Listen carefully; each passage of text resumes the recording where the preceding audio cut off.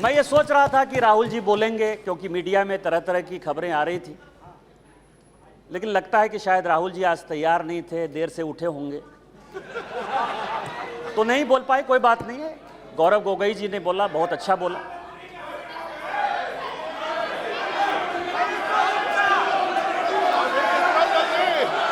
Speaker sir, Gaurav Gogoi जब बोल रहे थे इस कांग्रेस पार्टी को शहादत के बारे में, लोगों का क्या बलिदान है इसके बारे में कुछ पता नहीं है। इन्होंने मणिपुर की बात की और पूरे देश को नहीं, पूरे संसद को जो है इन्होंने चैलेंज किया कि आप लोग में से बहुत लोग मणिपुर नहीं गए होंगे, मणिपुर नहीं देखा है आपने। मैं मणिपुर के इतिहास का भुक्तभोगी हूं। मेरे मामा एनके तिवारी 73 में अपनी पैर जो है वो गंवा चुके मणिपुर में, और 1989-90 में मणिपुर में उनके ऊपर अटैक हुआ। सीआरपीएफ के वो डीआईजी हुआ करते थे। और जो जगमोहन जी ने अपनी किताब लिखी है माई फ्रोजन टर्बुलेंस इन कश्मीर, उसमें उन्होंने 10 बार जिक्र किया है कि यदि एनके तिवारी जैसे अफसर नहीं होते तो शायद कश्मीर नहीं बचा पाते। और वही एनके तिवारी जब मणिपुर में आईजी बनकर गए तो आपकी सरकार ने उसी ओपीएम लॉबी के तहत उनको गिरफ्तार कर लिया और कोर्ट ने कहा कि ये आप कर सकते हैं। आप राष्ट्रवाद की बात करते हो, आप मणिपुर की बात करते हो। आपने अभी कहा कि असम में समझौता हुआ, आप तो असम के हैं, सांसद हैं। क्या 83 के चुनाव में कितने % लोगों ने असम में वोट दिया था? कितने लोग मारे गए थे?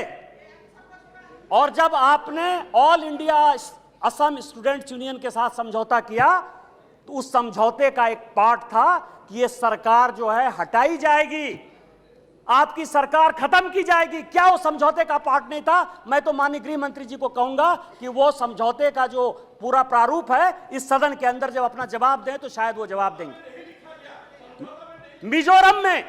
मिजोरम में आपने 7% वोट के आधार पर, केवल 7% वोट के आधार पर, केवल 7%, पूरे देश को जानने के लिए है, लालथन हावला की सरकार बना दी थी। और इसीलिए जब लाल डेंगा के साथ सरकार बनाई आपने, जब उनके साथ समझौता किया तो 7% के साथ आप उसको डेमोक्रेसी चलाने देते। इतिहास में जाइए, इतिहास में झांकिए, अलग अलग तरह की बातें करते हैं। कल राहुल जी आए, ऐसा हंगामा हुआ, पूरी दुनिया आ गई। राहुल जी गए ही कब थे? हम लोग भी यहां सारे सांसद बैठे हैं और उनको जानकारी होनी चाहिए कि हम जो है बजट सेशन में यहां आए थे, मार्च अप्रैल में यहां आए थे ना। राहुल जी थे बजट सेशन में कि नहीं थे ना? इसके बाद हम लोग मानसून सेशन में आए, राहुल जी हैं कि नहीं मानसून सेशन में? राहुल जी गए कहां थे? कहां गए थे? किस तरह की चर्चा है? और दूसरी बात यह है कि जिस सुप्रीम कोर्ट के जजमेंट के आधार पर आए हैं उसने अभी जजमेंट नहीं दिया है, अभी स्टे ऑर्डर दिया है। और तो भी उन्होंने कहा है, लोग कहते हैं प्रधानमंत्री मौन है, प्रधानमंत्री माफी नहीं मांगते, प्रधानमंत्री चीजें नहीं बोलते। मैं ये कह रहा हूं कि ये क्या नहीं कर रहे हैं, अभी भी कह रहे हैं, 2 चीजें कह रहे हैं। मैं माफी नहीं मांगूंगा। क्यों माफी मांगे भाई? मोदी तो बहुत छोटा जात है, नीच जात है, ओबीसी है, ओबीसी से क्यों माफी मांगेंगे? बड़े आदमी है। और दूसरी बात यह है कि सावरकर नहीं हूं मैं, सावरकर नहीं हूं मैं। आप सावरकर हो भी नहीं सकते, कभी जिंदगी भी नहीं हो सकते। 28 साल उस आदमी ने जेल में गुजारा है, आप अपनी तुलना सावरकर से करते हैं, कभी सावरकर नहीं हो सकते।